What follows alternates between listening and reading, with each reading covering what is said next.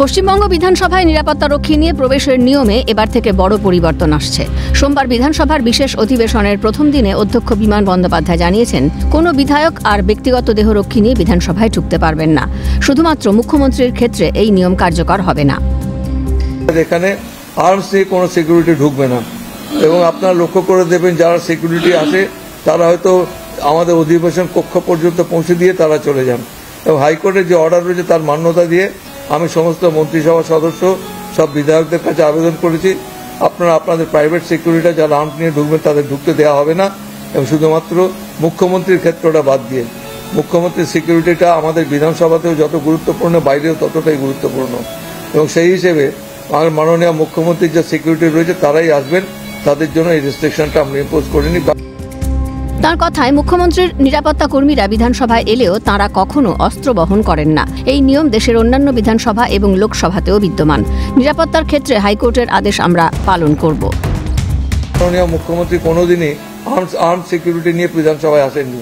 আজ পর্যন্ত আমরা দেখেছি, আপনারাও লক্ষ্য করে দেখবেন, মাননীয় মুখ্যমন্ত্রী যখন ঢোকেন তার প্রাইভেট সিকিউরিটি বলতে একজন দুজন আসেন আর বাকিরা যারা রয়েছেন তারা কেউ ভেতরে ঢোকেন না, আর্মস নিয়ে তো ঢোকেনই না।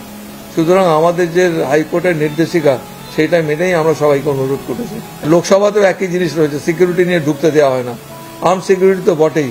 সুতরাং অন্যান্য বিধানসভাতে আমি খবর নিয়ে দেখেছি তারাও একই রুল ফলো করে। আমাদের এখানে অসুবিধাটা কি আছে যে সিকিউরিটির ক্ষেত্রে আর্মস নিয়ে কেউ ভেতরে ঢুকতে পারবেন না। হাইকোর্ট মহামান্য আদালত অর্ডার দিয়েছেন, আমরা সেই অর্ডারটা পালন করব। বিরোধী বিজেপি বিধায়করা সম্প্রতি কলকাতা হাইকোর্টে মামলা করেছিলেন কেন্দ্রীয় বাহিনীর নিরাপত্তারক্ষীদের বিধানসভা চত্বরের ভিতরে ঢোকার অনুমতি চেয়ে। তাদের অভিযোগ ছিল রাজ্য পুলিশের জওয়ানরা ভিতরে ঢুকতে পারলেও কেন্দ্রীয় বাহিনীর জওয়ানদের বাইরে বসে থাকতে হয়। এ বিষয়ে অধ্যক্ষ বিমান বন্দ্যোপাধ্যায় ও বিধানসভার সচিবের কাছে হলফনামা চেয়েছিল কলকাতা হাইকোর্ট। মামলার শুনানি চলাকালীন বিচারপতি শম্পা সরকার প্রশ্ন তুলেছিলেন, তৃণমূল বিধায়করা যদি রাজ্য পুলিশের নিরাপত্তা নিয়ে বিধানসভায় ঢুকতে পারেন তবে বিজেপি বিধায়করা কেন্দ্রীয় বাহিনী নিয়ে কেন ঢুকতে পারবেন না? এর প্রেক্ষিতে সোমবার বিধানসভায় স্পষ্ট বার্তা দিলেন অধ্যক্ষ। তাঁর ঘোষণা অনুযায়ী এখন থেকে কোনো দলের বিধায়কই নিরাপত্তারক্ষী নিয়ে বিধানসভায় ঢুকতে পারবেন না। শুধুমাত্র মুখ্যমন্ত্রীর নিরাপত্তা কর্মীরা এই নিয়মের বাইরে থাকবেন। সেই বিশেষ অধিবেশনের প্রথম দিনই একটি বিজ্ঞপ্তি জারি হয়েছে বিধানসভার কর্তৃপক্ষের তরফ থেকে এবং সেই বিজ্ঞপ্তিতে বলা হয়েছে যে মন্ত্রী এবং বিধায়কদের ব্যক্তিগত যে নিরাপত্তারক্ষীরা রয়েছে তারা বিধানসভায় প্রবেশ করতে পারবে না। এই নিরাপত্তা রক্ষীদের বিধানসভায় প্রবেশ করতে না পারার বিজ্ঞপ্তিকে কেন্দ্র করে রীতিমতো শোরগোল তৈরি হয়েছে। অর্থাৎ প্রথমেই কিন্তু এটা নিয়ে রীতিমতো সরগরম বিধানসভার অধিবেশন।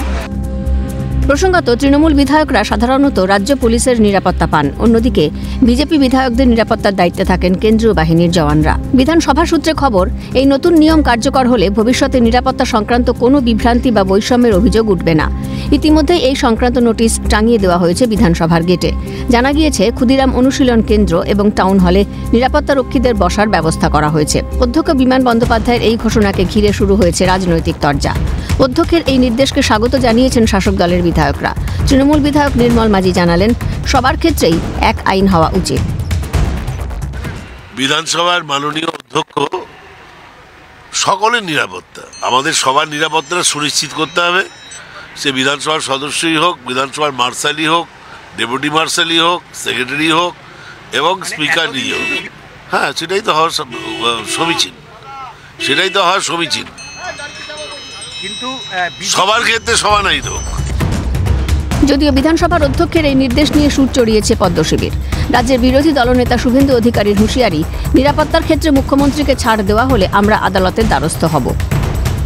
ছাড় দিলে কন্টেম্পটে যাব।